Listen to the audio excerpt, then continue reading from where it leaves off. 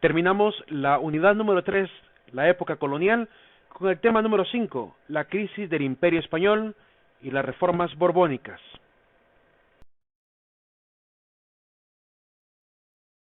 Para entender las reformas borbónicas debemos comenzar primero definiendo pues a qué nos referimos con borbónica, porque no todos conocen muy bien el origen de la Casa de los Borbones. Hablar de dinastías españolas es hablar también de casas españolas, y cada casa tiene pues un nombre familiar. En este caso han habido varios reyes por cada una de las casas, y entre las casas que conocemos a lo largo de la historia están las siguientes: la casa Trastámara, a la cual pertenecía el rey, la reina Isabel de Castilla, ¿verdad?, que va del año 1500 a 1506, la casa de Austria, o también llamada la casa de Habsburgo, a la cual perteneció el nieto de Fernando el Católico, que es Carlos I de España. Está la casa de los Borbones, que van del año 1714 a 1808, y ahí se encuentra pues el rey al cual mencionaremos, que es Carlos III o Carlos de Borbón. La casa Bonaparte, que estuvo del año 1808 a 1813, en la cual reinó pues el rey José I de España, que era de origen francés. De hecho es el hermano de Napoleón Bonaparte, y es que al morir el rey no quedó nadie gobernando España, así que en este caso pues Napoleón aprovechó la oportunidad para poner a su hermano pues en la casa española. La casa Borbón I, ¿verdad?, que es una restauración de la antigua casa borbónica de 1814 a 1868, la casa de Saboya de 1870 a 1873, la casa Borbón II, que va de 1874 a 1931, y la actual casa Borbón III, que es la también que va de 1975 a el actual rey, que es Felipe VI de España. El apellido de la casa de los Borbones tiene un origen francés y se debe a que Felipe IV el Grande se va a casar con Isabel de Borbón, quien pertenecía obviamente a la casa de los Borbones, que tenían su ubicación en la comuna Bourbon-l'Archambault. Todavía se encuentra ahí el famoso Château de Borbón, el castillo de Borbón. Y de esta pues pareja descenderá un bisnieto que tomará el poder, pero no de manera tan fácil. Y es que al momento de morir Carlos II de España va a generar un gran conflicto, y es que había un bando que deseaba un heredero de la casa de Habsburgo, porque Carlos II pues venía de la causa de Austria o casa de Habsburgo. Y había otro bando pues que va a apoyar al nuevo sucesor, que fue el sobrino nieto de Carlos II, y que además era nieto del rey francés Luis XIV y bisnieto de este rey que hemos mencionado, Felipe IV de España e Isabel, por lo cual no van a querer apoyar a este descendiente de la casa Borbón, que se tomará el nombre de Felipe V. El nombre de él era Philippe Bourbon, que era duque de Anjou, era hijo del rey Luis de Francia, el Gran Delfín, y pues tuvo que cambiar el nombre a Felipe Borbón para castellanizarlo. Después del conflicto tendrán que llegar pues a un tratado, el tratado de Utrecht, y con ese pues llegarán a establecer varias condiciones para poder dejar a este heredero de la casa Borbón. En primer lugar es que Felipe V, que es Philippe, va a perder también el derecho de llegar a ser rey de Francia en algún momento, es decir, perderá ese derecho. España perderá algunos fragmentos de territorio, como se mete también Inglaterra en este interés por imponer a un descendiente de la casa de Austria, pues perderá la zona de Gibraltar y quedará parte de territorio ultramar de Inglaterra, por lo cual va a suceder pues el conflicto y va a tener que terminar en varios tratados, pero el famoso es el de Utrecht. Y Felipe V pues se convierte en el primer miembro de la casa de los Borbones, de la cual desciende el siguiente rey que veremos. La reforma borbónica, por tanto, fue realizada por un heredero Borbón, que es Carlos III de Borbón. Y en América, pues todas las leyes que estableció Carlos III fueron implementadas o realizadas por el virrey Manuel Amat y Junín. En este caso, ellos son los dos personajes que veremos alrededor de este famoso conflicto que conllevará a la crisis en América del poder borbónico. Hay que analizar también el contexto tanto en la Nueva España como en España. En Nueva España hubo demasiada corrupción económica y política, había un afán de centralizar la colonia, hubo exceso de poder en la aristocracia criolla y además se fortalece la fuerza militar. En España, por otro lado, pues hubo dos fenómenos: el exceso de mercancía de contrabando, que obviamente se le iba la riqueza de las manos a España. Hubo presencia de potencias hostiles, como el caso de Inglaterra durante la famosa batalla de Sucesión. Y estos intereses, tanto externos como también internos, van a generar el interés del rey Carlos III de implementar una especie de reforma. Por ello es que el rey Carlos III y el virrey Manuel de Amat van a perseguir los siguientes objetivos. Primero, mejorar la comunicación entre España y América y además mejorar la comunicación también entre las colonias. Segundo, limitar el poder de la Iglesia. Y quiero ponerlos en contexto. Los franciscanos y jesuitas habían convertido prácticamente sus misiones, es decir, las zonas de misión, en grandes haciendas. ¿Por qué? Porque a diferencia de los colonos españoles, ¿verdad? Que en este caso yo hago una gran diferencia entre lo que es un colono español civil y un colono español religioso, porque tuvieron dos formas distintas de ejecutar la colonización. En el caso de los colonos civiles, pues lo que hacían era oprimir al indígena, explotarlo, ¿verdad? Esclavizarlo. Mientras que en el caso de los jesuitas, sobre todo en la zona de la Amazonía peruana, en la zona de lo que sería el Paraguay, en Argentina, van a desarrollar todo un procedimiento de acercamiento al indígena, es decir, van a volver al indígena partícipe del desarrollo mismo, y en este sentido, pues los indígenas también se van a ver beneficiados, porque van a incentivar la agricultura, la ganadería, van a incentivar las haciendas, ¿verdad? Y alrededor de estas misiones, pues van a terminar construyendo pequeñas ciudadelas, las famosas misiones jesuísticas o jesuitas, y por esa razón es que trajo obviamente la envidia de los colonos, que miraban obviamente el progreso que habían tenido los sacerdotes jesuitas. Hay que recordar que el interés pues va a ser también de parte económica, y también de parte educativa, porque los jesuitas tenían también en sus manos una especie de monopolio educativo. Eran los interesados en que el indígena pues creciera en cultura, por lo cual los educaban, les enseñaban música, les enseñaban oficios, ¿verdad? Para que realmente pudieran sostenerse y poder obviamente levantar todas las comunas. Esta situación pues trajo el interés de los criollos y van a querer pues impedir que sigan obviamente teniendo este poder sobre el indígena, porque se mostraban un poco también desobedientes de lo que los criollos querían implementar, y que prácticamente era explotar al indígena de manera sanguinaria como lo venían haciendo, y por esa razón los jesuitas se van a poner del lado de los indígenas, a la vez que los indígenas se van a poner del lado de los jesuitas. En este conflicto pues van a estar intermedio los que comunican a los jesuitas con el Papa, ¿verdad? Que tendrán que obviamente venir a vigilar lo que está sucediendo en América, ¿verdad? Por las quejas que van a generar los jesuitas en España. Y tercero, pues hay que hablar de que se quería mejorar el comercio colonial. También se quería resolver los conflictos entre productores y comerciantes, y es que había mucho aumento de impuestos. Se quiere establecer un sistema de intendencias para quitar los antiguos cargos, porque habían caído en corrupción, los corregidores, ¿verdad? Los famosos corregidores, los adelantados. Por esa razón van a querer imponer mejor a un intendente, los intendentes. En Comayagua tuvimos una intendencia, la intendencia de Comayagua, o de Nuestra Señora Santa María de Comayagua. 6. Renovar el sistema de impuestos para aumentar utilidades. Esto no le va a gustar obviamente a la clase indígena, y llega al grado pues de generar un problema también, sobre todo en América del Sur.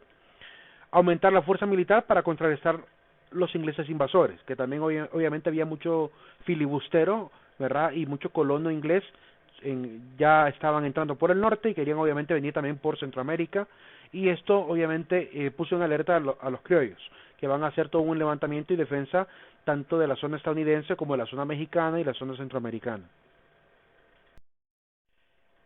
¿Qué provocó la crisis durante este tiempo de reformas borbónicas? Pues veamos algunos elementos. Hubo varias causas.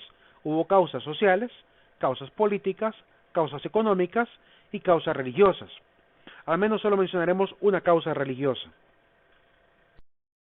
Primero, las causas sociales son las siguientes. Hubo un aumento de tributos, como hemos dicho, y esto generó pues revoluciones muy violentas. Estas revoluciones participaban tanto criollos como indígenas. Y en ese sentido, pues hay que mencionar a un indígena muy famoso, que es Túpac Amaru II. El famoso Túpac Amaru II, que era uno de los curacas o líderes de los aymaras en la zona del Perú, pues se van a enfrentar obviamente a los pues que protegían obviamente la reforma borbónica, y desgraciadamente lo van a terminar torturando. De hecho, para que entendamos un poquito la situación de Túpac Amaru, solamente he preparado aquí en un pequeño cuadrito una pequeña síntesis de datos. En ese sentido, porque no nos corresponde hablar tanto de la historia peruana, sino hablar de la historia que va a afectar toda América en primer lugar, y después vamos a ir hablando ya de Honduras. Que también obviamente toda esta situación tributaria afectaba también a Honduras. En el caso de Túpac Amaru, pues le hizo la rebelión por la razón de los impuestos.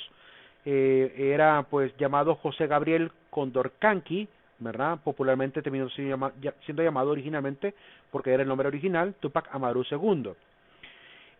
La revolución o rebelión que levantó fue de 1780 a 1783.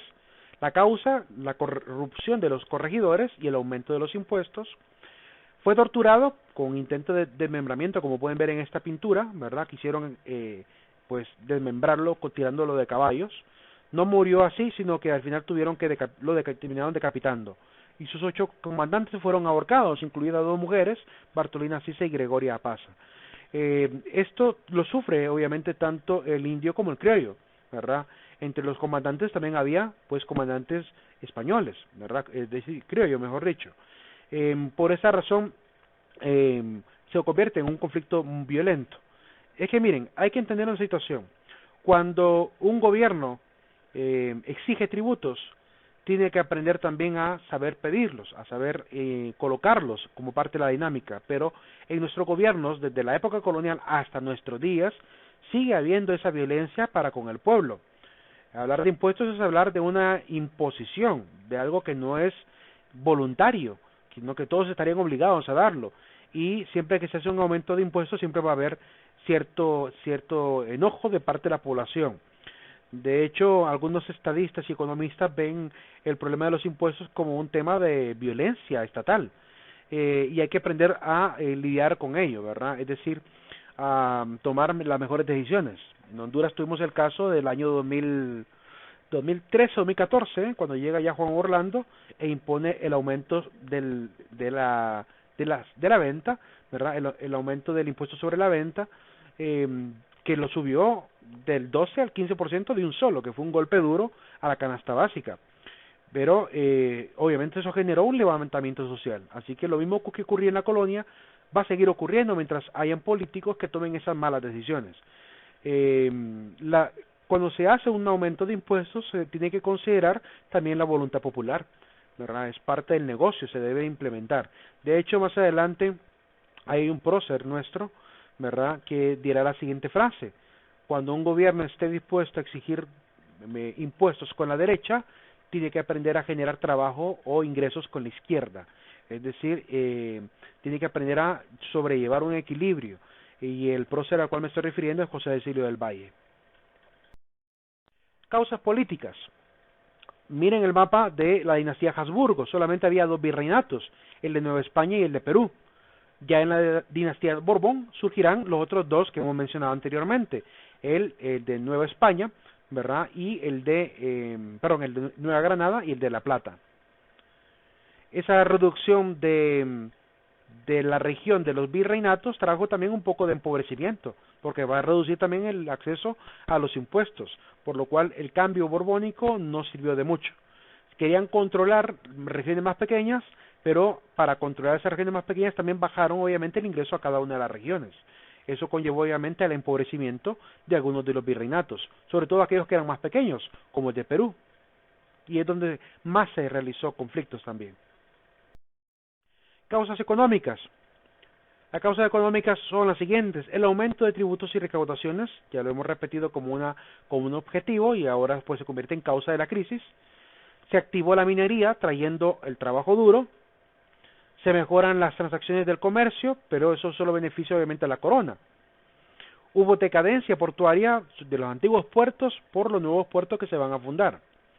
Y hubo decadencia judicial en los tribunales, lo cual obviamente trajo el descontento social, por lo cual el gobierno del rey Carlos III se vuelve un reino impopular, y obviamente también el de su subordinado, que era el virrey Manuel de Amat. A nivel de la causa religiosa, pues se da la expulsión de los jesuitas de España y de América. ¿Por qué de España? Ya vamos a ver cuáles serán las razones por las cuales los van a expulsar de España. Y fue ordenada por el rey Carlos III y realizada por el virrey, como hemos dicho. Veamos entonces las causas de expulsión de los jesuitas. Primero, fueron acusados en España de un motín, el motín de Esquilache, que se realizó en 1766. Hay dos razones que se ven en los libros de historia acerca de este famoso motín. Quiero platicarles rápidamente de ello. El motín consistía pues en una lucha porque había aumento al precio del pan, porque también hubo ciertas obligaciones o dictámenes de parte de la corona donde prohibía utilizar una prenda muy típica y una forma de vestir muy típica en España, que era utilizar el sombrero llamado chambergo, que era de ala larga, y utilizar la prenda, la capa larga, por lo cual estos dos elementos, el aumento del pan y el cambio de vestimenta, va a provocar obviamente que el pueblo pues sienta que el gobierno es prácticamente impopular también, razón por la cual van a salir a la calle, y entre ellos van a estar también sacerdotes franciscanos y jesuitas apoyando, sobre todo jesuitas, apoyando la causa. Se dice que los frailes salían vestidos a la calle con coronas de espinas, llenos de ceniza en la cabeza como signo de penitencia, como se hacía en el Antiguo Testamento, y con la vestimenta de una soga, ¿verdad?, al cuello, como para mostrar que el pueblo obviamente estaba siendo martirizado, ahorcado con los precios.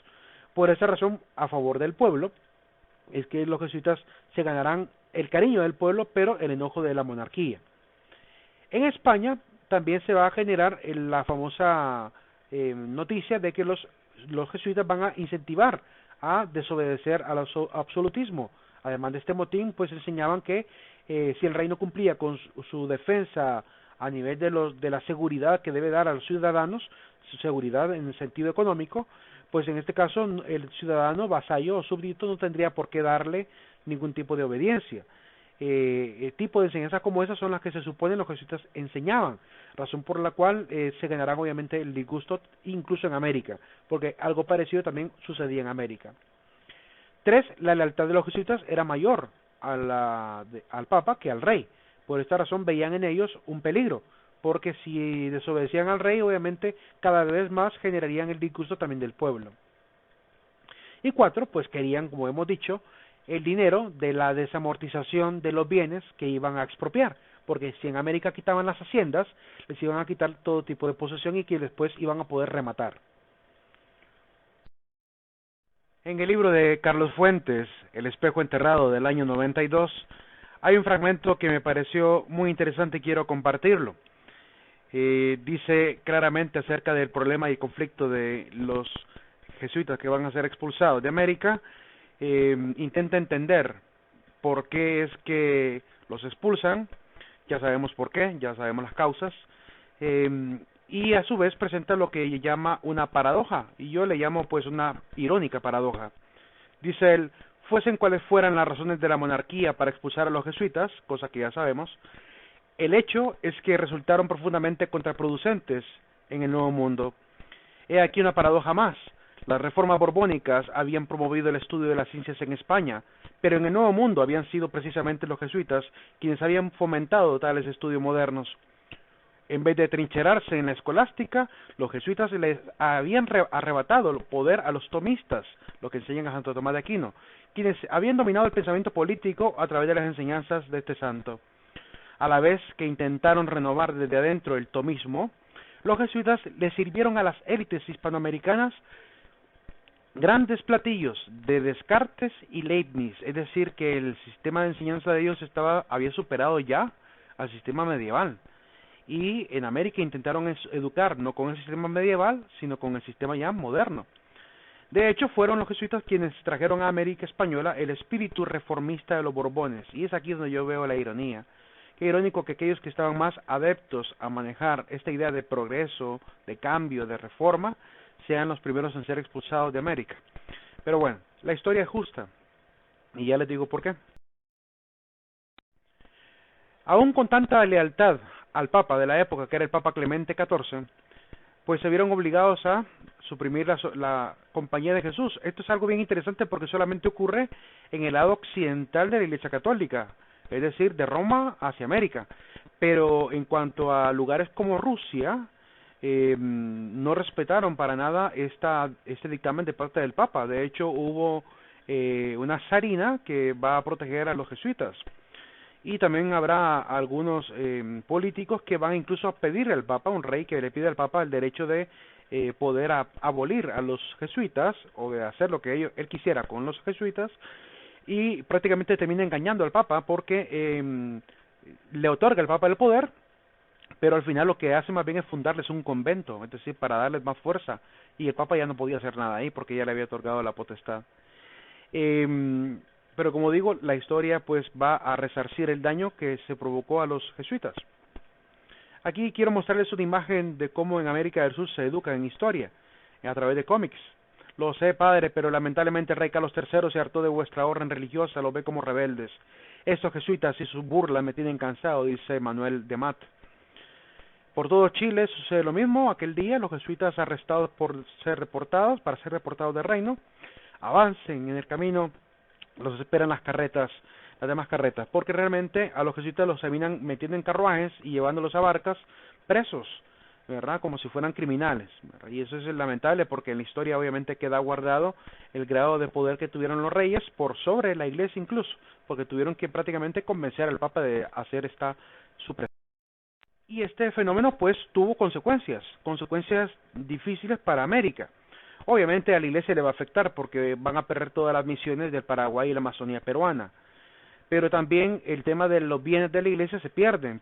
Se van a terminar rematando un 50% del valor y con unos plazos alargadísimos, donde el gobierno se va a quedar con el 15%. Y a nivel pues educativo, pues trae un cambio cultural y educativo, porque baja la educación, el nivel educativo que traían ya los jesuitas. Eso crea un vacío en la enseñanza tanto popular como de las clases altas. Y pues lleva a un declive, ¿verdad?, de todo lo que sería la vida social, porque obviamente aumenta la corrupción, hay menos valores y todos los demás detalles. Y obviamente menos estrategia para poder ser buenos gobernantes, por razón por la cual los siguientes sucesores al poder colonial en América pues van a entrar también en una situación de falta de cultura para poder gobernar. Algunas fotografías importantes, o por lo menos simbólicas, la misión de San Ignacio de Miní en Argentina. Quiero que vean cómo era la famosa misión según las maquetas.